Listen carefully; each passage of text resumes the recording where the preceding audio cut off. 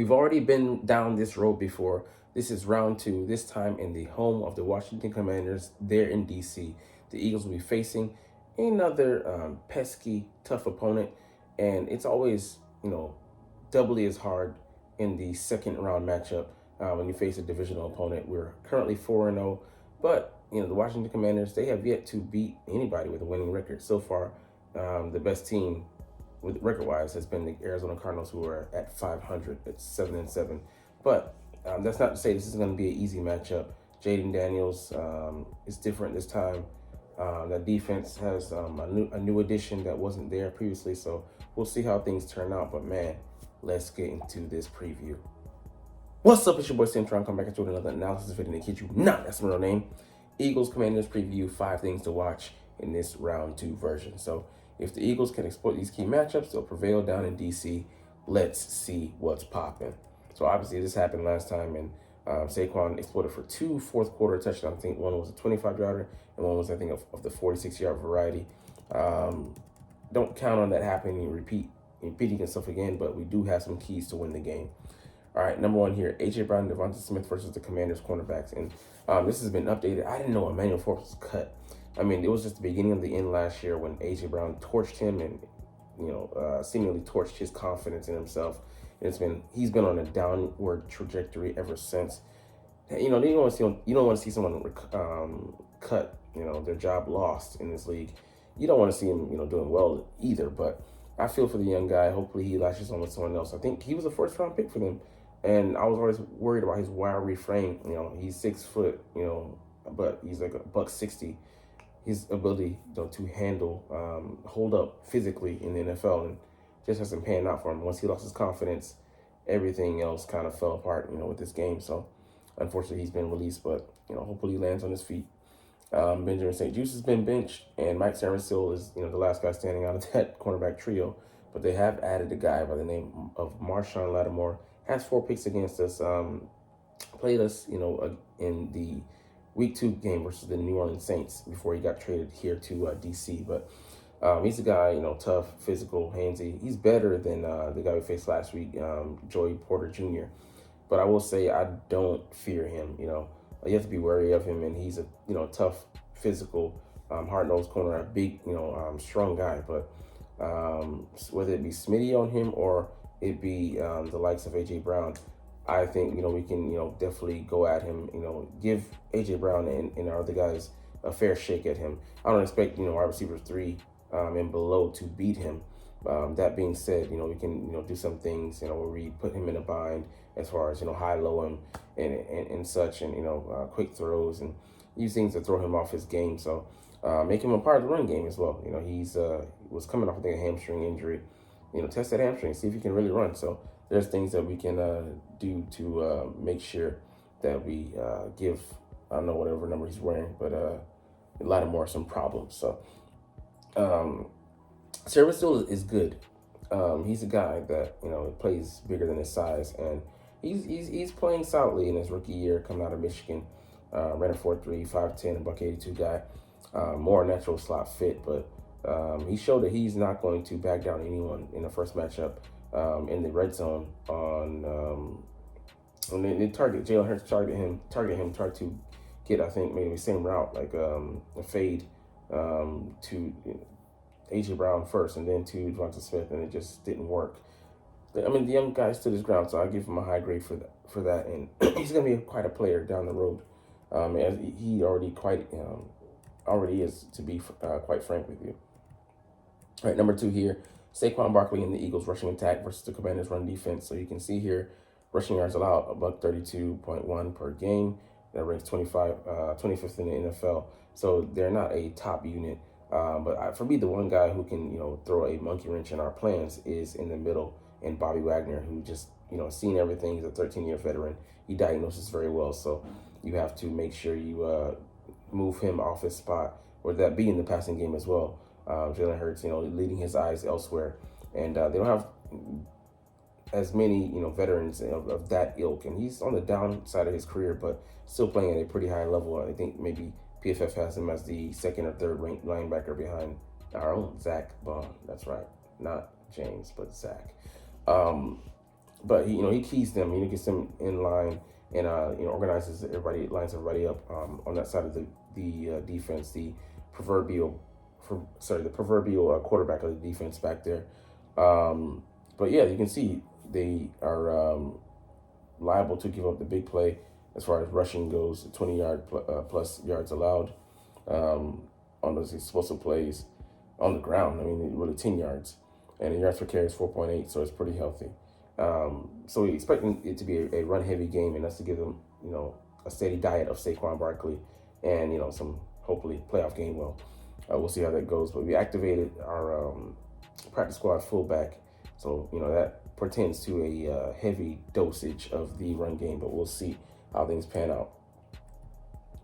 All right, number 3 here, Jaden Daniels, Brian Robinson, and the Commanders rushing offense. So they are quietly the number 3 offense in running the ball with 155.5 yards per game.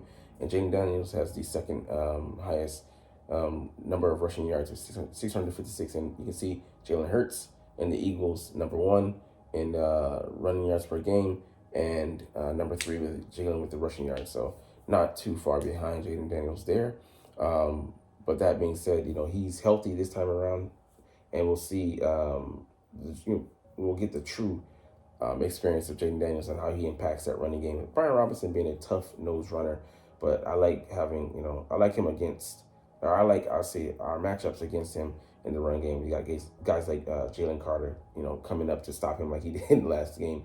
Brian Robinson may be a beast, but he ain't throwing him off that catch. Like, he's not King Henry. So he's a tough, hard-nosed runner who has, decent hands, can contribute in the passing game, but not someone I fear. Just, they feed him a lot. So be careful that we have to make sure we get a lot of gas in his stomach. So, we have to burp that baby.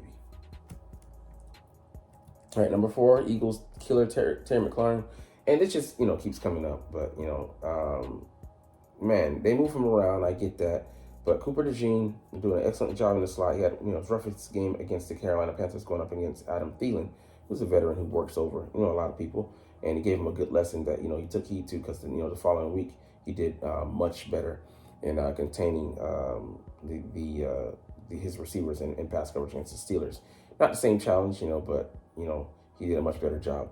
And Terry McLaurin, yeah, traditionally he has been an Eagles killer, but last game, Q did a huge part, had a huge part, huge hand in shutting him down, for the most part. And yeah, hell, he might go over 1,000. They're definitely going to try to get him involved, because he only had 2 targets and 1 catch for 10 yards. Again, that was against Cooper DeJean, wasn't against our boy Quinyon Mitchell. So we'll see. They're going to probably be going at it, back and forth. And Jaden Daniels is healthy this go around, so we'll see how their chemistry bears out. But you see the other guys. Noah Brown is on IR, as is Austin Eckler, who had a big pass reception against Zach Bond in pass coverage last game. But Zach Ertz also might not play, so if he doesn't have that kind of second fiddle, we'll be going to guys like Olamide Zaccheaus and De'Ami Brown, and don't fear either one of those guys as well. So I like the odds being in our favor as far as the pass game goes. And number 5, where might the Eagles go feasting on the line?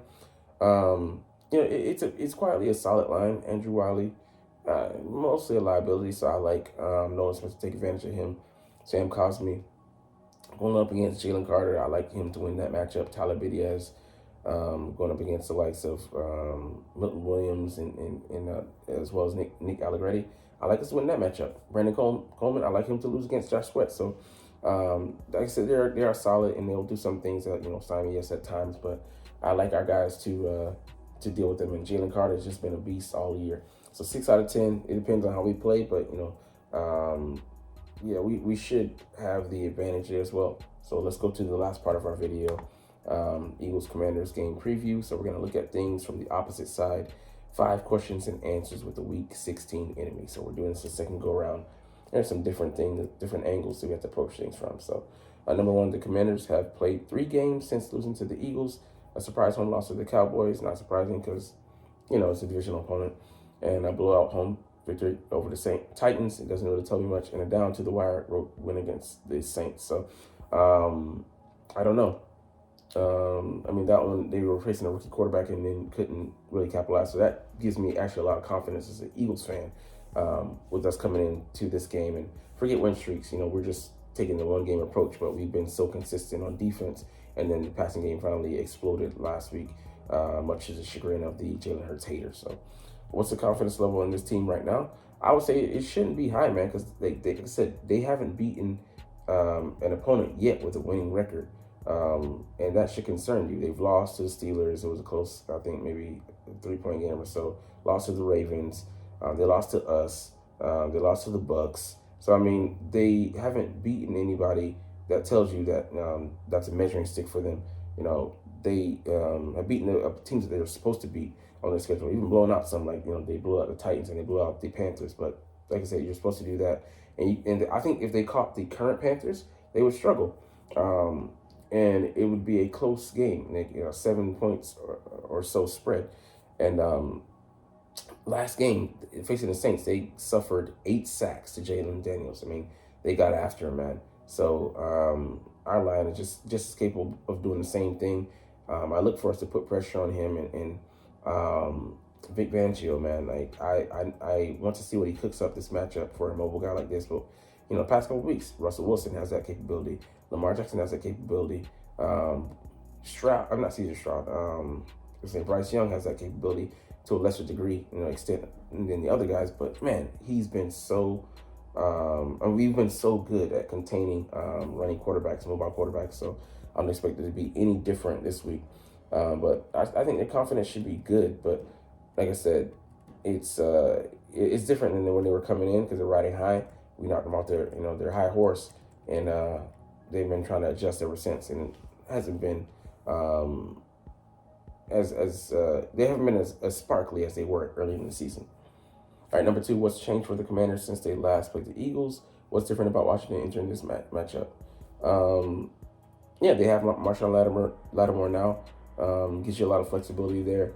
A man corner who can let others play zone, where he can lock down one side and then be a tough matchup for try to erase the opponent's top receiver. I don't think he's going to be able to do that with AJ or Smitty. And then the healthier O-line, and also Jaden Daniels being healthier this time, his ability to scramble and make throws, and then he has good poise for a rookie. I mean, he's having an excellent season. I just think we're his buzzsaw this season for the meanwhile. All right, number 3, bringing back this question from Alaska Shane. Okay, we'll entertain this, but how should the matchup go? Okay, that's the next one we'll entertain. How should the Eagles go about game planning this matchup on both sides of the ball? We should look to run the ball. I mean, like I said, they rank pretty badly in the run-stopping department. No reason to go away from the game plan, and just because we had a reinvigoration, revitalization of the passing game to try and stick it to them and prove a point to the league when we don't need to do so. And the offensive line should be thoroughly confused, frazzled by Vic Fangio's approach.